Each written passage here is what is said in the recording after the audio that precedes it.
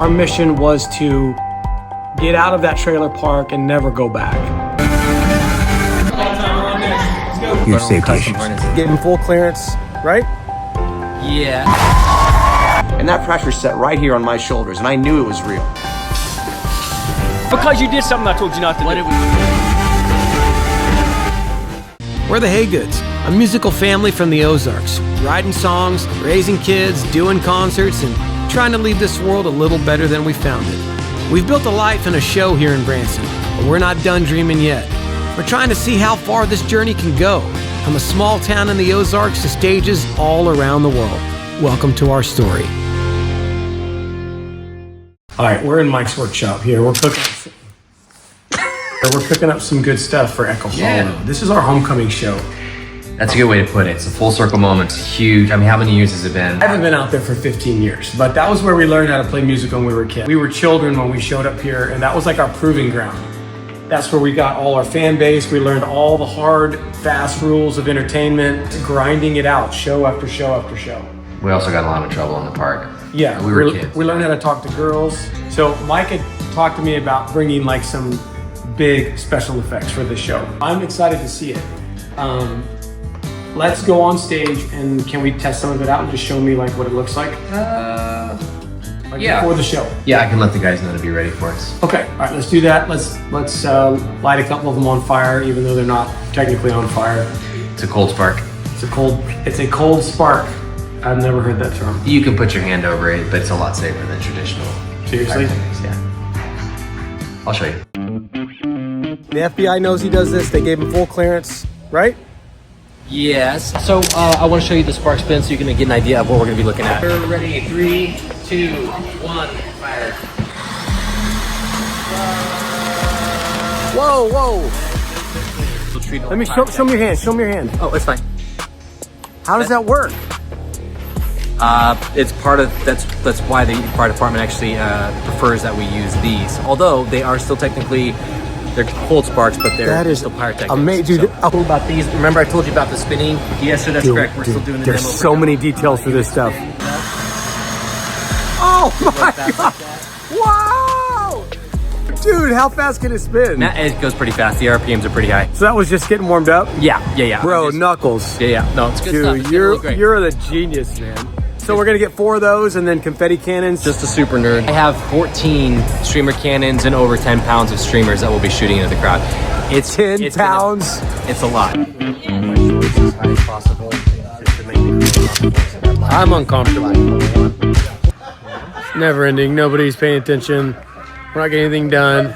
They're all on their phones. He hasn't even got out of his costume yet. It's 10:30 at night, and I have 5 kids to raise. So can we please start the rehearsal? You can't catch me cause the rapper done died. Yes, he did. Any proximity issues, he's not gonna do it. What we will have is during the song, we'll do on the modulation, we'll do the boo boom on that, and in the very end. Got it. Boom, boom. We have 14 streamer cannons total, which each have like 5 Dude, pounds that's of awesome. red, white, and blue metallic streamers. That is This so place, good. dude, seriously, this place will be trash. Why can't we get like 20 and like make it even bigger? So you're the one that gave me the budget, which great. I'm happy to work with it, but I'm working within the parameters that you set forth. Hey Pat, can we get more money? Okay, 14 it is. Crap. There's no safety issues at all. I designed it myself. Huge Our own safety custom issues. harnesses. All right, I'm going home. Thanks, guys. Let's take you way back. So when I was 5 years old, I saw Itzhak Perlman, a famous violinist, on Sesame Street. And I went to my mother and I said, hey, I want to play the violin. And I met a fiddler by the name of Frenchie Burke in Texas, and he got me into fiddling. He'd play the violin behind his back. Ladies would scream for him, and he invited me to join him on stage. Probably 13, 14 years old when I played my first show with Frenchie Burke. And the spark just went off in my mind. And the rest of the guys were there, and they saw me do that. The guys had all picked up classical violin. I saw how hard they were working, and I immediately picked up a xylophone. Eventually I picked up piano, and we had our little fiddle show in Texas. I would wait to run out on the end. They would hand me my violin, and I'd be like, I want to be out there with my older brothers. The energy was there.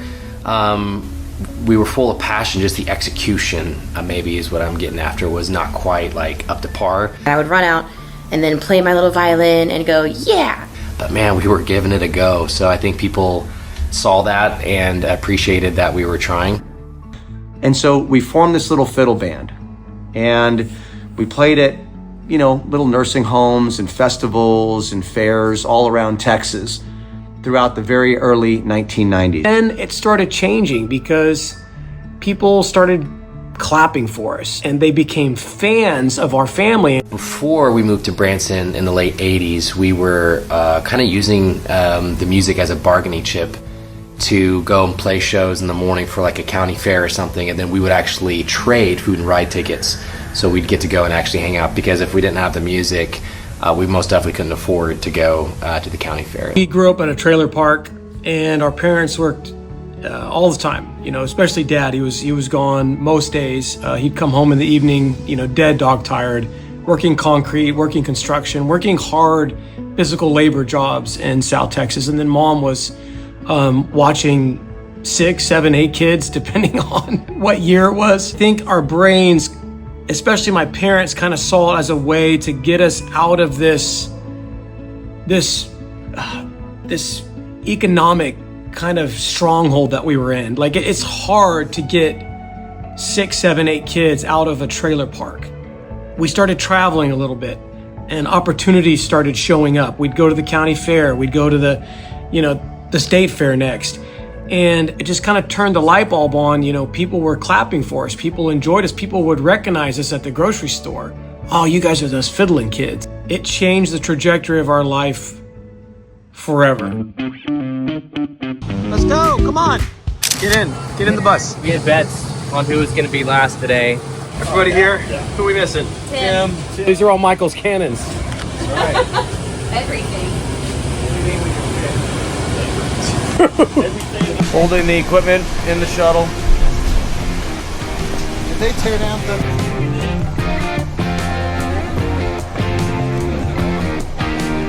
Good part is once we're done performing, we get free all-you-can-ride passes. In 1992, there was a famous news segment on 60 Minutes on TV that my mother and father saw. And it was all about Branson, Missouri, and about how this is this amazing oasis in the Ozarks for music, and how all these major name entertainers back then, Mel Tillis, Andy Williams, even Johnny Cash, were building these huge theaters. So my dad, he gets into the car and he takes a promo tape of us playing at a festival and a fair, and he hand delivers that thing to Silver Dollar City, the theme park here in Branson, Missouri. These videos, these VHS tapes, ended up on the producer's desk. So they hired us to come up for what was initially a very short couple of week run in 1993. Silver Dollar City heard about us, and we said, all right, let's move up to Branson, Missouri and chase the dream. Well, the whole thing that precipitated them looking for a different way for us to make money to move to Branson was that my father lost his job in 1993. So we literally had nothing to lose. It gave us a purpose, and it gave us a mission. Our mission was to get out of that trailer park and never go back. Spartans, unite! Growing up in the Ozarks was honestly quite fun. Texas, there's not a lot of seasons, so here we'd have this awesome summertime. All of a sudden, we were in the mountains. We didn't have a lot growing up, so it was all about what we could do outside and things we could make and create. It was very, very immersive. I think we spent most of our time outside, enjoying the seasons and living like young boys, doing the things that young kids, like to do. Four-wheelers, dirt bikes, gas station burritos. It was alive. That the sense of adventure we felt when we were out there in these mountains just really, really inspired us so much. I have a lot of fond memories of just being outside, playing, running through the streams, going to the lake, fishing, kayaking. We were always outdoor kids, and I felt like this was like the perfect place for us to just be kids. Great part about having kids is that they will remind you what's important. He finishes school, he's like, Daddy, I want to hang out. And my mind's been obsessing about the show coming up. How much gas did you put on there? I don't know, I just dunked it a few times. Okay. Okay. Hold on. That balance is a struggle for us. You know, we will work on this stuff 24 hours a day if we didn't have to sleep.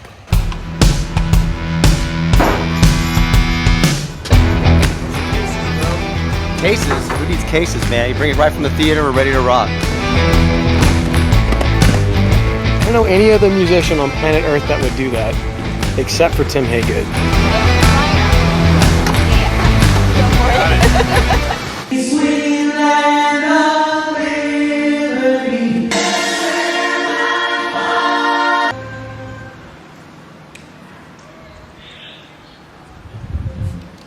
Let's go.